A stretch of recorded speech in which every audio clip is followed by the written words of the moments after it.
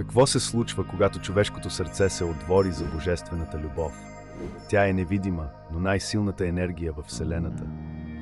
Когато човек я допусне вътре в себе си, страхът постепенно се разтваря, а напрежението се заменя с дълбок вътрешен мир. Мислите се пречистват и стават по-светли, добротата се проявява естествено, а душата усеща хармония, радост и спокойствие. Божествената любов не осъжда и не наранява. Тя учи на търпение, милосърдие, прошка и смирение.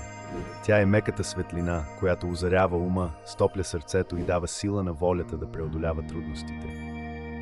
Учителя Петър Дънов казва, че истинската любов носи мир, хармония и вътрешна тишина. Хората, които живеят с такава любов, стават по-смирени, по-добри и по-щастливи.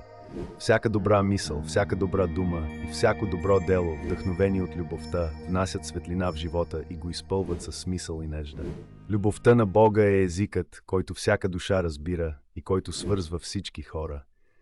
Нека я поканим в сърцата си и да я разпространяваме в света, за да направим живота по-красив и по-мирен.